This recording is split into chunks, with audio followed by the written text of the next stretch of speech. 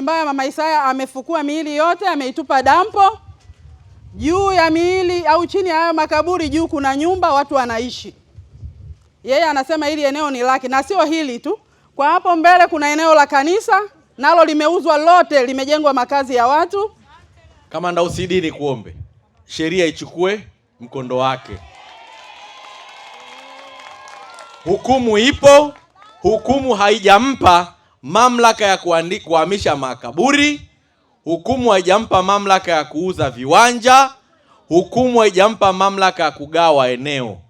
Hukumu imemwambia namna ya utaratibu wa kupata haki yake. Jambo la tatu, wako wenzangu ambao nimeona wamejenga humu. Kwanza niwape pole. Wakamshtaki aliyewauzia, awaonyeshe aliwauziaje eneo la makaburi. Maana yake nawataka muanze kuondoka, mtoe nyumba zenu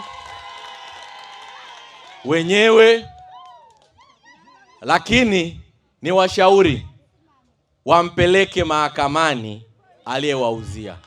Hakuna mtu anayefanya unachukua miili ya watu, mabaki ya miili ya watu unafanya kama ni mifugo. Hiyo sio sawa. Nikuombe Kamanda OCD, oneni namna hii ni kosa la jinai. Hatuwezi kuruhusu mtu kufukua hivyo anavyotaka yeye. Kwanza naomba nitumie nafasi hii kuwapeni pole. Poleni sana.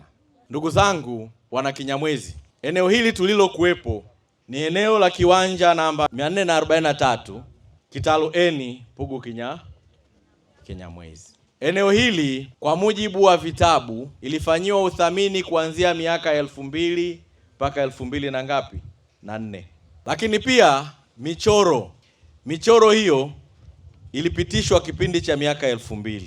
Hiyo michoro ndio inaonyesha hapa kutakuwa kuna makaburi, hapa pana viwanja, hapa pana nini.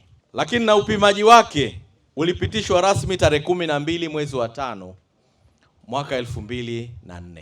Na sababu ya hii michoro yote huku ya Pugu Kinyamwezi ulikuwa ni mpango wa serikali wa kupanua uwanja wa ndege wa kimataifa wa Mwalimu Nyerere, ambapo katika mpango huo sheria ilikuwa inamtaka anayelipa fidia ahakikishe anamlipa fidia, maana yake maendelezo yoyote juu ya ardhi pamoja na kiwanja.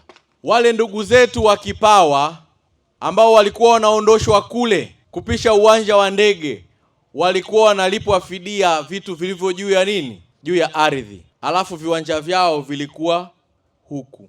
Kwa usikivu wa serikali hiyo, unapohamisha watu wale wana makaburi. Uongo kweli? Unapowahamisha watu unahamisha na nini? Na makaburi. Hivyo serikali iliweka mpango wa maeneo ambayo yangetumika kama makaburi. Hivyo eneo lililopangwa kwa ajili ya makaburi au ya kuhamishia makaburi ilikuwa ni hili hapa. Na unapochukua maeneo haya yalitwaliwa kwa mamlaka aliyokuwa nayo Rais wa Jamhuri ya Muungano wa Tanzania ya kutoa maeneo kwa manufaa ya umma. Na ndio maana wengine wakapangwa maeneo ya kukaa na maeneo mengine yakapangwa kwa ajili ya nini?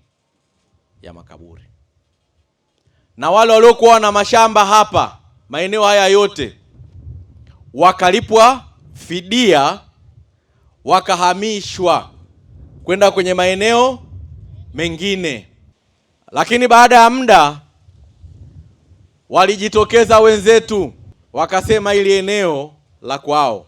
Wakaenda wakafungua kesi mahakamani.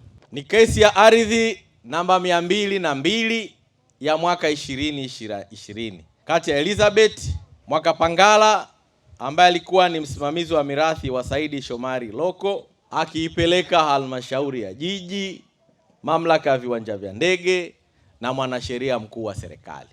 Ukiisoma kesi hii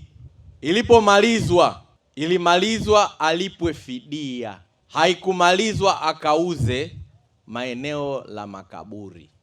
haikumalizwa akagawe makaburi ya watu.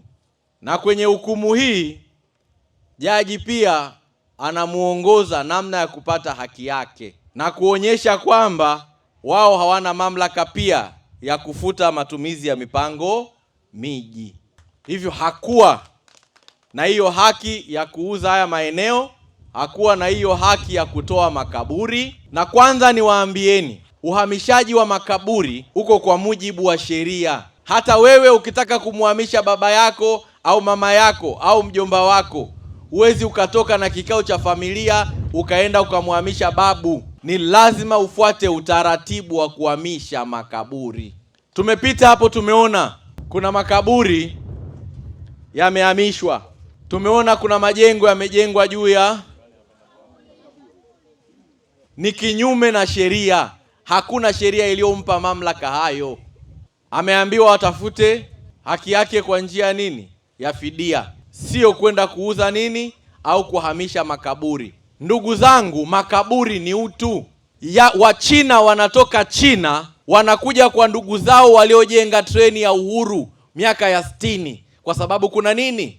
Kuna makaburi. Makaburi yanachungwa, yanatunzwa kwa mujibu wa sheria. Hata sisi halmashauri au serikali inapohamisha makaburi, kwanza inatoa usumbufu kwa ndugu, inatafuta eneo, inahamisha kwa utaratibu, na viongozi wote wa dini husika wanakuwepo. Hubebi.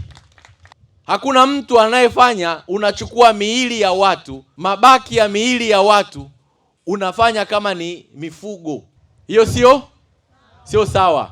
Nikuombe kamanda OCD, oneni namna hii ni kosa la jinai. Hatuwezi kuruhusu mtu kufukua hivyo anavyotaka yeye. Leo hii wenzetu ambao walikuwa Kigilagila, walikuwa Kipawa, waliokuwepo Kinondoni, wanaamini ndugu zao wamezikwa wapi?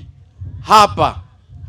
Unampeleka kwenye kaburi lipi kutoa heshima ya ndugu yake? Kamanda OCD, ni kuombe sheria ichukue mkondo wake.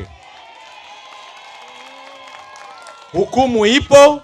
Hukumu haijampa mamlaka ya kuhamisha makaburi.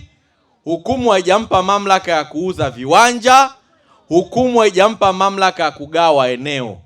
Hukumu imemwambia namna ya utaratibu wa kupata haki yake. Jambo la tatu, wako wenzangu ambao nimeona wamejenga humu. Kwanza niwape pole. Wakamshtaki aliyewauzia, awaonyeshe aliwauziaje eneo la makaburi. Maana yake nawataka muanze kuondoka, mtoe nyumba zenu wenyewe, lakini ni washauri wampeleke mahakamani aliyewauzia.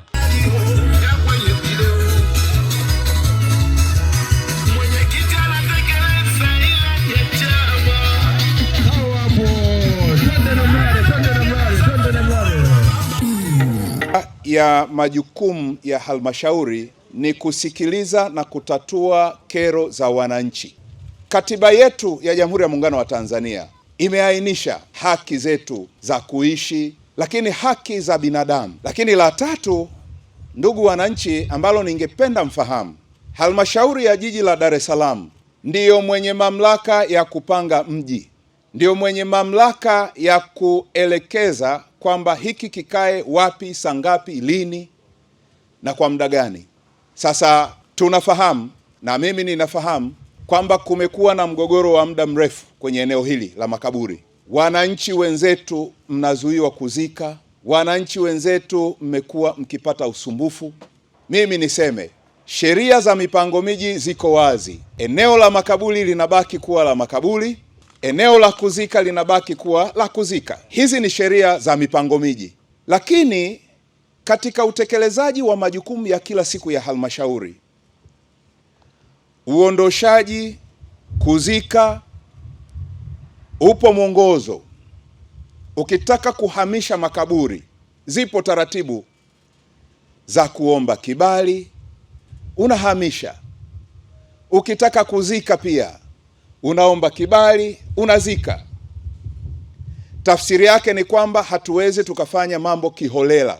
Kwa sheria zetu za halmashauri, huwezi ukaondoa marehemu ambao wamezikwa na kwenda kutupa bila kufata utaratibu.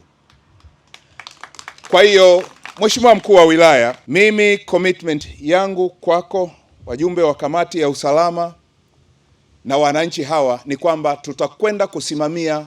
Julius Mwegele ni muhanga wa kutoka Kipawa. Tumetoka Kipawa, tumeletwa hapa kwa ajili ya kupisha mradi wa uwanja wa ndege. Ila kwa masikitiko, toka tumefika mji huu sisi hatuna amani. Muda wote ni mapanga, fujo, matishio, ndio kitu kikubwa ambacho kiko hapa. Miili, nakumbuka wakati huo niliwahi kusimamia zoezi la miili iliyotoka Kigilagila, miili 360. Tulikuwa tunafikia pale msikitini. Tumechimba eneo hilo linalomzunguka Mama Isaya lote. Kwa bahati mbaya Mama Isaya amefukua miili yote, ameitupa dampo. Juu ya miili au chini ya makaburi juu kuna nyumba watu wanaishi. Yeye anasema hili eneo ni lake, na sio hili tu. Kwa hapo mbele kuna eneo la kanisa, nalo limeuzwa lote, limejengwa makazi ya watu. Na bado amechukua viwanja vya watu navyo anakata, anasema nao ni eneo lake. Kwa hiyo yeye katika eneo hili ana zaidi hata eka 20. Anasema zote ni za kwake yeye. Sasa hatuelewi TAA walituleta hapa kwa maslahi yapi? Tuje tunyanyasike au tupishe ule mradi? Tunaomba serikali itusaidie. Kama tulikuja kimakosa hapa tulipo, basi tunaomba mturudishe kule tulikokuwa. Kama haiwezekani, basi tengenezeni amani eneo hili. Tumekuja hapa toka 2010. Hesabu 2010 mpaka leo tunalalamikia neno moja hili. Hatuna amani. Mwisho wake ni nini? Serikali mnataka tuuane? Sisi hatutaki hayo. Sisi tunachotaka ni amani eneo hili. Kama tumekuja kimakosa mtuondoe. Kama tuko kihalali basi mtuthibitishie tuko kihalali, watu wa Kipawa eneo hili. Naitwa Elizabeth Simon Mwakapangara. Nilikuwa na kesi mahakamani, nilishtaki manispaa, TAA pamoja na mwanasheria mkuu wa serikali. Nimesimama nao mahakamani, ilikuwa 2020, hatimaye hukumu yangu ilitoka tarehe 20 mwezi wa 10 2022. Kwa kweli nilivyokuja hapa nikaanza kuendeleza maeneo yangu kwa sababu mahakama ilikuwa imenikabidhi. Sasa ninashangaa sana kwamba imetokea tena mwenyekiti aliyopita anaitwa Mfinanga, Kasimu Mfinanga. Alikuwepo kwenye ushahidi upande wa serikali, lakini upande wa serikali wakashindwa, wakanipa ushindi mimi. Sasa ninashangaa watu wengine wanakuja wanasema kwamba ni eneo lao la makaburi la kuzika. Kwa kweli hiki kitu nashindwa kuelewa. Kuna mtu mmoja, ili eneo tuinua kwa mzee mmoja anaitwa Salum, ni muda mrefu alinunua mume wangu. Mimi ni kama msimamizi wa mirathi. Na ukubwa wake lina eka 6. Ambao kule juu kuna eka 2.5, huku chini kuna eka 3.5.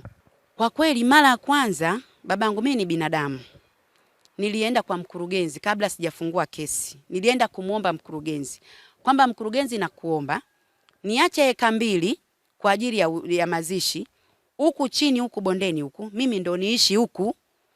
Mkurugenzi aliniambia huhitajiki kuchukua hata nyasi, uondoke haraka sana hapa utakiwi. Sasa nikasema basi utu wangu umeishia hapo, na ndio nikaenda mahakamani. Niliona kwamba labda mkurugenzi atakuwa labda na utu, lakini yule mkurugenzi hakuwa na utu.